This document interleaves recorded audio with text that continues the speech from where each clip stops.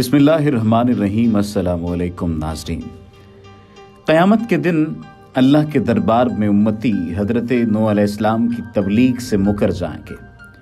सवाल ये पैदा होता है कि फिर उनकी गवाही कौन देगा।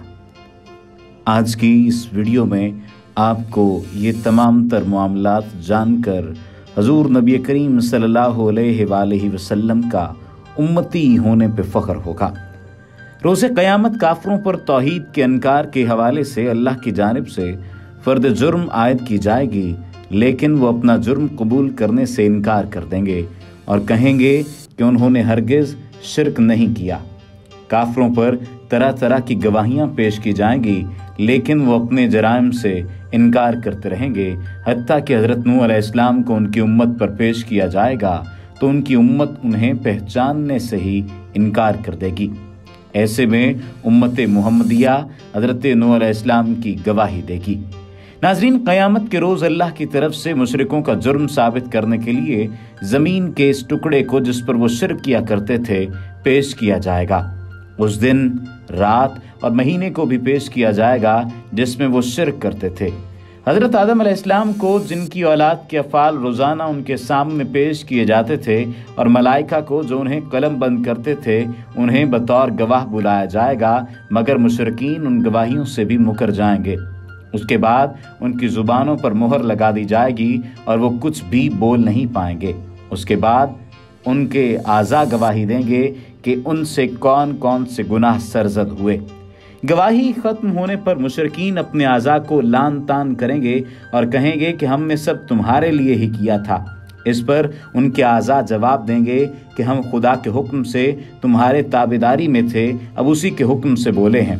बेशक तुम जालिम थे, क्योंकि तुमने अल्लाह का हुक्म न मानकर भी हमें भी अपने साथ मुसीबत में मुब्तला कर दिया। कुफ़ार लाचार होकर अपने शिर्क व कुफ्र का इकरार कर लेंगे, लेकिन फिर तरह तरह के उज़्र पेश करेंगे।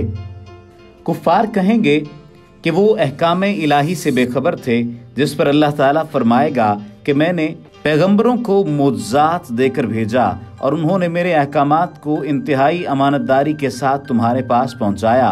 तुमने फिर भी क्यों गफलत की और मेरे अहकामात को क्यों तस्लीम नहीं किया। अल्लाह ताला के इस इरशाद के जवाब में वो कहेंगे कि हमारे पास कोई पैगंबर आया और ना ही कोई हुक्म पहुंचा। कुफ़ार के इनकार के बाद हज़रत नूह अलैहिस्सलाम को उनकी कौम के सामने पेश किया जाएगा। आप इरशाद फरमाएंगे कि ए झूठो, ए हक से मुंह मोड़ने वालों, क्या तुमको याद नहीं कि मैंने तुम्हें 950 साल तक तरह तरह से अज़ाब इलाही से डराया। क्या तुम्हें याद नहीं कि मैंने फ़लाँ मजलिस में तुम्हें ये कहा था और तुमने इस तरह जवाब दिया था। हज़रत नूह अलैहिस्सलाम अपनी कौम को अपनी तबलीग के बारे में याद दिलाएंगे, लेकिन वो साफ मुकर जाएंगे और कहेंगे कि हम तो तुम्हें जानते भी नहीं और न कभी तुमसे कोई खुदाई हुक्म सुना। हदीस शरीफ में इस वाक़े को इस तरह बयान किया गया है। हज़रत अबू सईद रज़ी अल्लाह तआला अन्हु कहते हैं कि रसूल नबी करीम सल्लल्लाहु अलैहि वसल्लम ने फरमाया, क़यामत के दिन हज़रत नूह अलैहिस्सलाम को लाया जाएगा और उनसे पूछा जाएगा, क्या तुमने अपनी उम्मत तक अल्लाह ताला के अहकाम व हिदायत पहुँचाए थे। वो अर्ज़ करेंगे कि बेशक ए मेरे परवरदिगार, मैंने तेरे अहकाम दीन व हिदायत अपनी उम्मत के लोगों तक पहुँचाए थे। फिर हज़रत नूह अलैहिस्सलाम की उम्मत से पूछा जाएगा कि क्या नूह अलैहिस्सलाम ने तुम तक हमारे अहकाम पहुँचाए थे।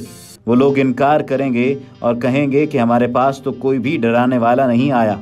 और फिर हज़रत नूह अलैहिस्सलाम से पूछा जाएगा कि तुम्हारे गवाह कौन हैं, यानी अगरचे अल्लाह ताला खूब जानता होगा कि नूह अलैहिस्सलाम ने जो कुछ कहा है बिल्कुल दुरुस्त कहा है, लेकिन उनकी मुनकर उम्मत को कायल करने के लिए हज़रत नूह अलैहिस्सलाम से उनके इस दावे पर गवाह तलब करेगा कि उन्होंने मनसब तबलीग और रिसालत की जिम्मेदारियों को पूरा किया था। चुनाचे हज़रत नूह अलैहिस्सलाम कहेंगे कि मेरे गवाह हज़रत मोहम्मद सल्लल्लाहु अलैहि वसल्लम और उनकी उम्मत के लोग हैं।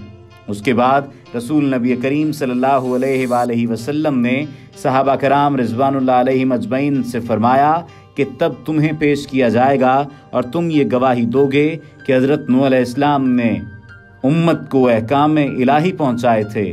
फिर रसूल करीम सल्लल्लाहु अलैहि वसल्लम ने कुरान मजीद की ये आयत पढ़ी, اور اسی لیے ہم نے اے مسلمانوں تمہیں نیک و عادل اور افضل امت بنایا ہے تاکہ تم ان لوگوں کے بارے میں کہ جو تم سے پہلے گزرے ہیں اور کفر و شرک پر قائم رہے ہیں گواہی دو، اور تمہارے گواہ پیغمبر صلی اللہ علیہ وآلہ وسلم ہوں گے۔